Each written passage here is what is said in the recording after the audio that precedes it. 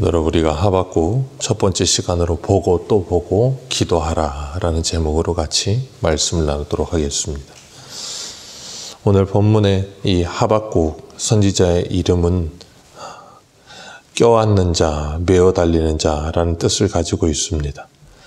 하박국 선지자가 활동하던 시기엔 국제적으로 격변기였습니다. 당시 아수르가 제국으로 그 주변을 다 통치하고 있었는데 612년에 아수르 수도 니느웨가 바벨론에 의해서 점령당합니다. 그러면서 아수르는 무너지고 바벨론이 이제 신흥 강국으로 떠오르게 됩니다. 그리고 애굽은 605년에 그 바벨론하고 전쟁하기 위해서 아수르와 합세해서 바벨론하고 전쟁하기 위해서 출정을 하게 됩니다. 이 이스라엘을 중심으로 새 제국이 급변해가는 모습 속에서 이스라엘이 이제 어떻게 살아가는지를 보게 되는데, 애굽이 바벨론을 전쟁하러 나갈 때 남유다 16대 왕인 이 요시아라고 하는 성군이었죠. 전무후무할 정도로 성군이었는데 그 요시아가 애굽의 왕 바로 느고를 가로막다가 죽습니다. 참 안타깝게 죽죠. 그리고 요시아가 죽고 난 후에 남유다 사람들이 요시아를 대신해서 그 아들 여호아하스라고 하는 왕을 세웁니다. 근데 이 여호아하스 왕은 바로 느고가 바로 폐위시켜버려요. 이 바벨론과 전쟁에서 지고서 돌아오다가 폐위시켜버리고 이제 여호아하스의 형제였던 여호야김을 왕으로 세웁니다. 여호야김을 왕으로 세우면서 이름을 개명해버려요. 엘리야김으로. 그렇게 엘리야김에서 여호야김으로 개명시켜서 왕을 세우고서 애굽의 꼭두각시를 세우는데, 그 여호야김이 왕으로 한 11년 있으면서 정말 폭정을 행합니다. 하나님께서 예레미야를 통해서 경고의 말씀을 주실 때도 겨울궁에서 화로 피워놓고 그 말씀을 읽으면서 한 절 읽으면 칼로 베서 불태워버리고 한 절 읽으면 칼로 베어서 불태워버리고 하나님의 선지자를 잡아다가 죽여버리고 그런 말도 안 되는 일을 해요. 자기 아버지가 요시아로 종교개혁을 일으키고 남유다의 가장 성군이라고 하는 아버지 밑에서 여호야김이라고 하는 말도 안 되는 폭군이 왕이 되어서 나타나게 되죠.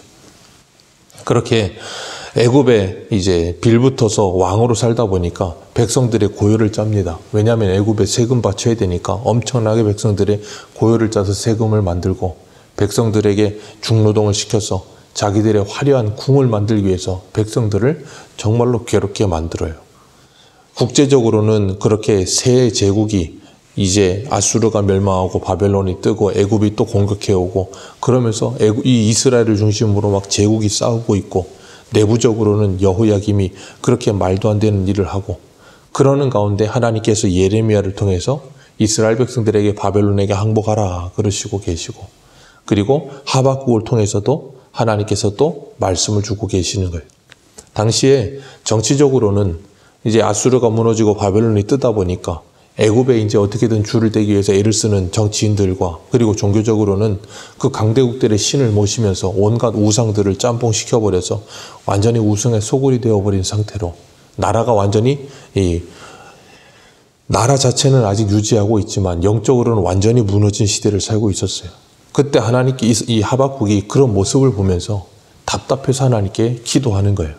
하나님께 기도하면 하나님이 응답하시고, 기도하면 하나님께서 응답하시고, 그런 이제 하박국의 3번의 기도와 하나님의 2번의 응답으로 이 하박국이 기록되어 있는데, 오늘 2절 보면 우리 2절 같이 읽겠습니다. 시작. 여호와여 내가 부르짖어도 주께서 듣지 아니하시며.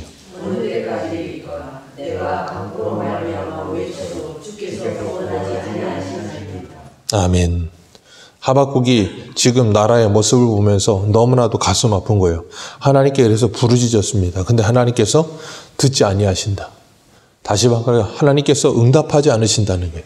그래서 너무나도 괴로워서 하나님 어느 때까지 이렇게 응답하지 않으시고 이 모든 것을 그냥 관망만 하시겠습니까? 라고 하나님께 하소연하듯이 부르고 있는 거예요. 왜냐하면 나라 안에서 여호야김이 너무나도 말도 안 되는 폭정을 일으키고 있으니까. 그런 상태에 있는 모습을 보면서 가슴 아파하면서 하나님 왜 응답하지 않으십니까? 라고 하나님께 막 부르짖고 있는 거예요. 오늘날도 우리가 이 나라의 안타까운 모습들을 볼 때마다 하나님께 기도하게 되지 않습니까? 하나님께서 이 나라를 고쳐주시기를 기도하고 회복해 주시기를 기도하는 모습을 봐요. 이전 정권이나 지금 정권이나 뭐 형권할 것 없이 항상 이런 모습들을 볼 때마다 너무나도 안타까운 모습인데 하박국 때는 지금보다 더했어요. 그러니 얼마나 괴로웠겠습니까? 그러니까 하박국이 하나님께 기도하는 거예요.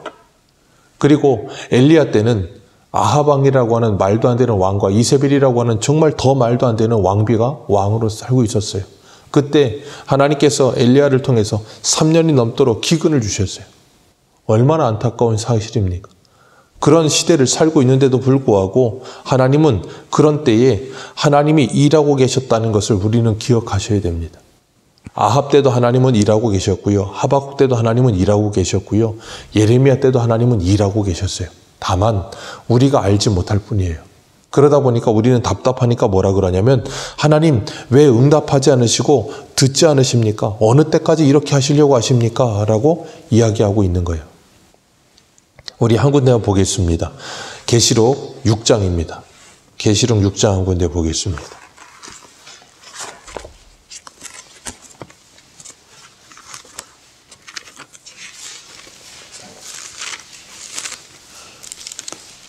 계시록 6장 9절입니다.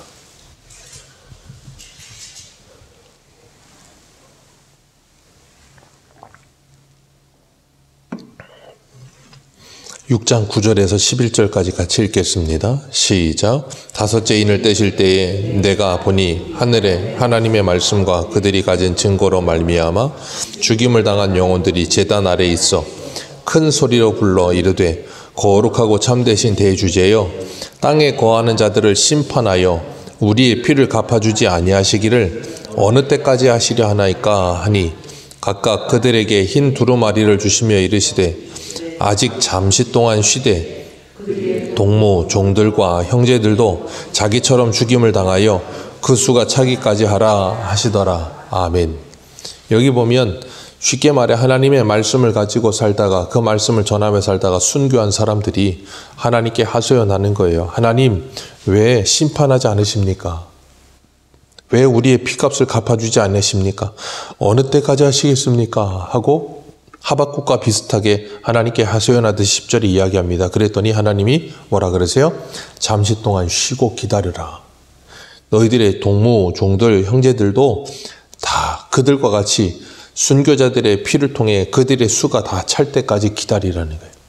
그리고 나면 뭐 한다고요? 하나님께서 심판하신다는 거예요. 그러니까 우리가 하나님의 일하심을 보면 때로는 답답할 때가 있어요. 왜냐하면 우리가 하나님보다 더 정의로워서요. 그리고 우리가 하나님보다 더 공의로워서요. 하나님 도대체 왜 이 악인들을 심판하지 않으십니까? 하나님 정말 살아계신 거 맞습니까? 하나님 왜 일 안 하십니까?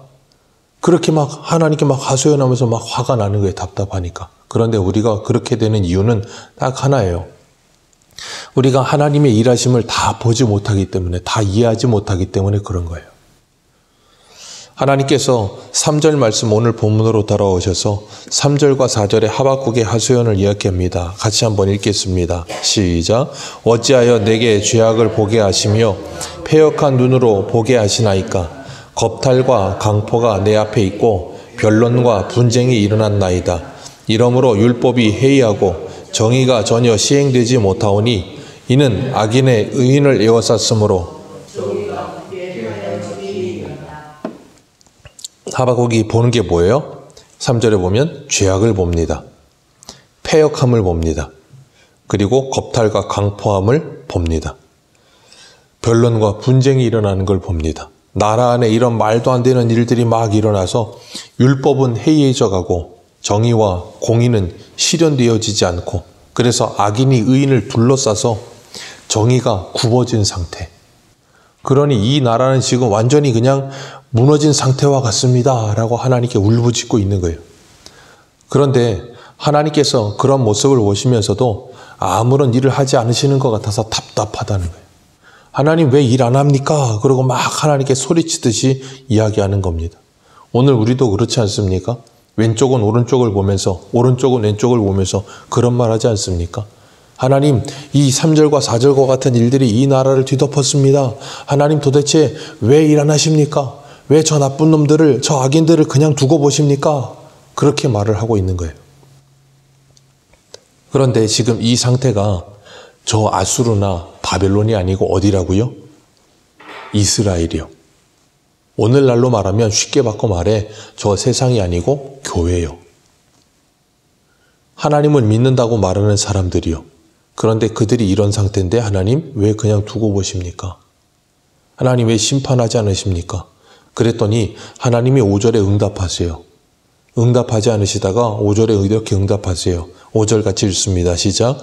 여호와께서 이르시되 너희는 여러 나라를 보고 또 보고 놀라고 또 놀랄지어다. 너희의 생전에 내가 한 가지 일을 행할 것이라.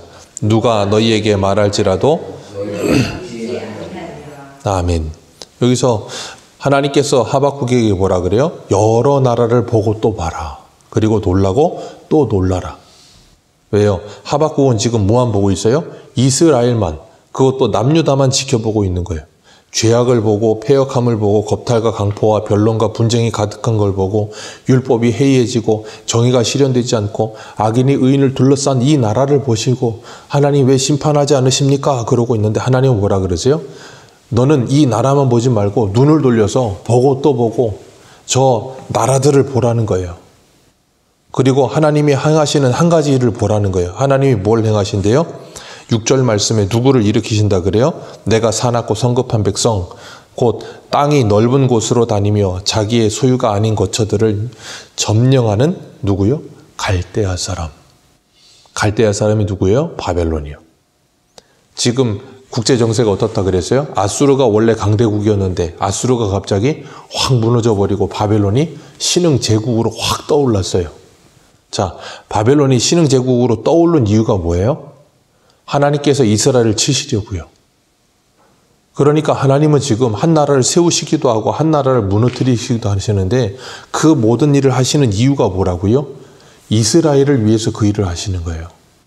그리고 그 바벨론이 하나님의 몽둥이로 이스라엘을 때리는 역할을 감당하기 위해서 하는데 그 바벨론이 쓰임을 다 하고 나면 하나님은 또 어떻게 하세요? 이사야에 보면 하나님께서 페르시아를 세우십니다. 페르시아 고레스를 세워서 바벨론을 무너뜨려 버리고 페르시아가 제국이 되게 하셔서 이스라엘 백성들이 포로 70년이 끝나고 나면 다시 돌아오게 하세요. 그 모든 일을 누구를 위해 하신다고요? 이스라엘을 위해서요. 그런데 이스라엘은 그리고 하박국 선지자도 하나님의 선지자였지만 그 시선이 어디에만 집중되어 있어요? 이스라엘, 남유다에게만 집중이 되어 있어요. 그러다 보니까 하나님께서 일하시는 것을 제대로 보지 못하는 거예요. 하나님은 이미 그 이스라엘, 남유다를 위해서 주변의 제국들을 폐하시기도 하고 세우시기도 하면서 그들을 통해 이스라엘을 하나님이 심판하시고 구원하시려는 계획을 다 가지고 일하고 계시는데 다만 내가 그걸 모르고 있는 거예요. 내가 그걸 보지 못하고 있는 거예요. 그냥 내가 보고 있는 게 전부라고 생각하는 거예요. 그러다 보니 하나님께 하소연하는 거예요. 하나님 왜 응답하지 않으시고 어느 때까지 기다려야 됩니까? 라고 막 하나님께 울부짖는 거예요. 그랬더니 하나님이 뭐라 그러시냐면 5절에 보고 또 봐라. 그리고 또 올라고 또 놀라라. 여러 나라를 봐라. 여기만 보지 말고 저기도 봐라. 하나님이 저기서 지금 이것을 위해 뭐하고 계신다? 일하고 계신다. 그렇기 때문에 하나님은 하나님의 일을 하시기 위해서 전 우주적으로 역사하시는 하나님이시지 편협하게 어느 한 군데서만 일하시는 하나님이 아니라는 거예요. 우리가 그걸 깨닫지 못하면 자꾸 성급해지고 자꾸 이 답답함과 괴로움으로 견딜 수가 없게 되는 거예요. 그렇기 때문에 하나님께서 하박국의 시야를 넓히시고 그 이해를 넓히고 계시는 거예요.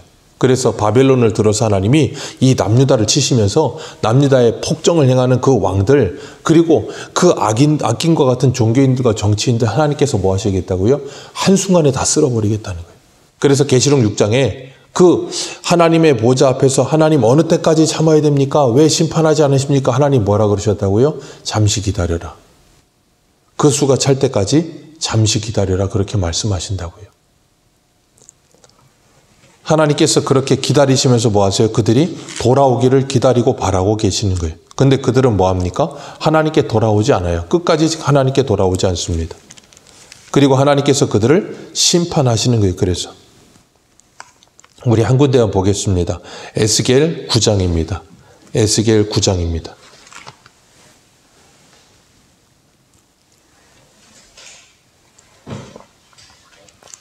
에스겔 9장.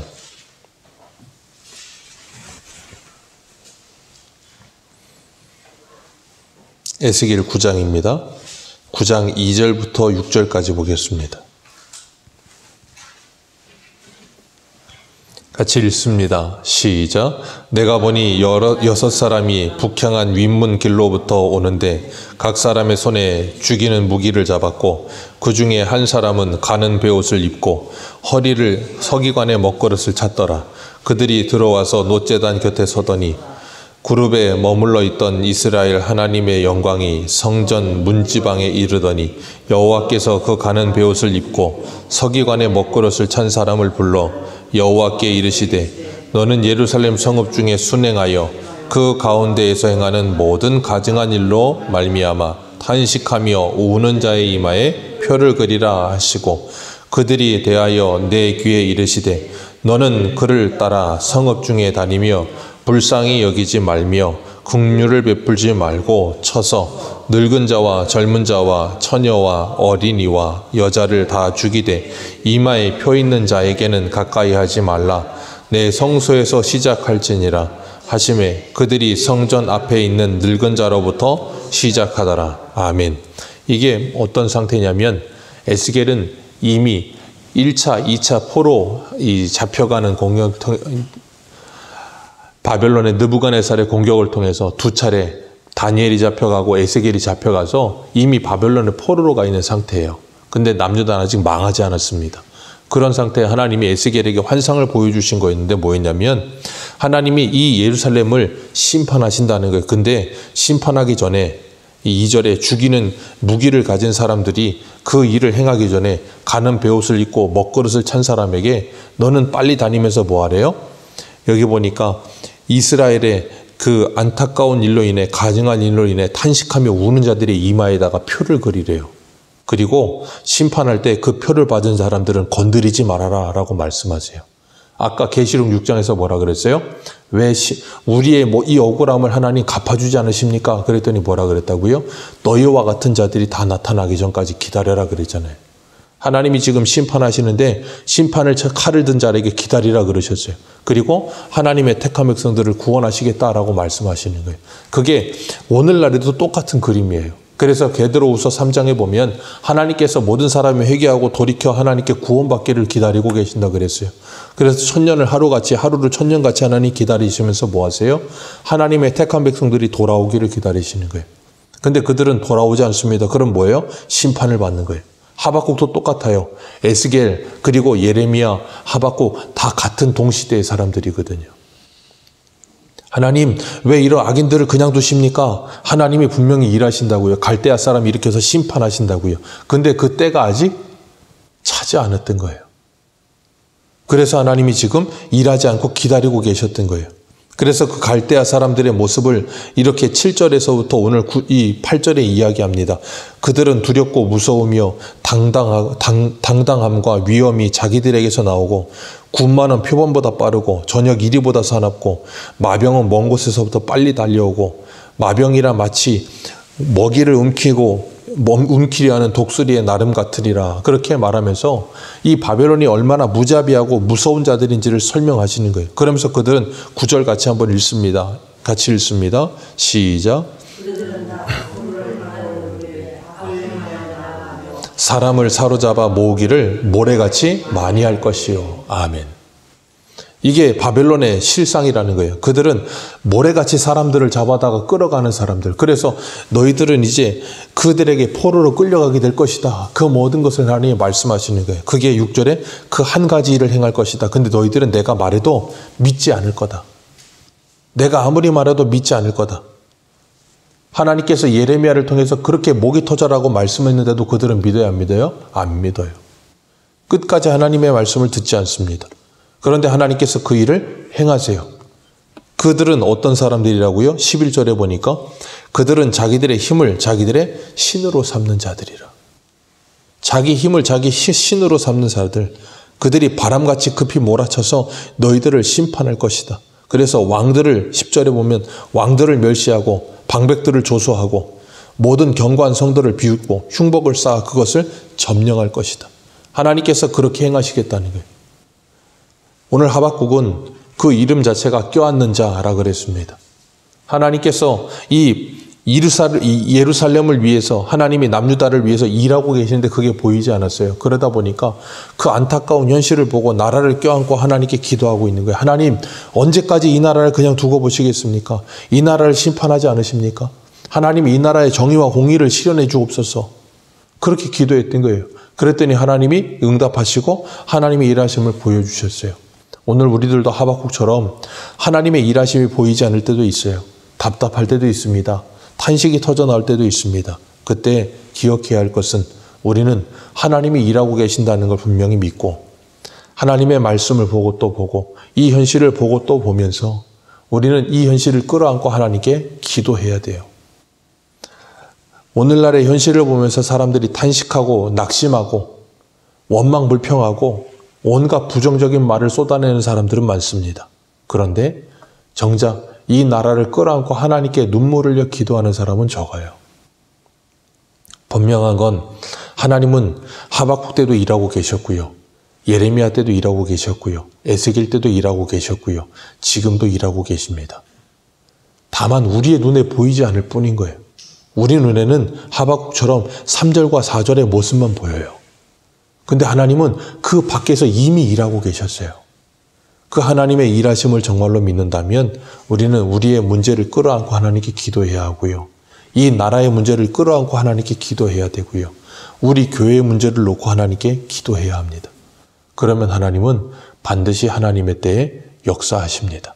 오늘도 그 하나님의 일하심을 믿고 하박국과 같이 하나님께 기도하며 하루를 시작하는 저와 여러분들 되시기를 축복합니다. 기도하겠습니다.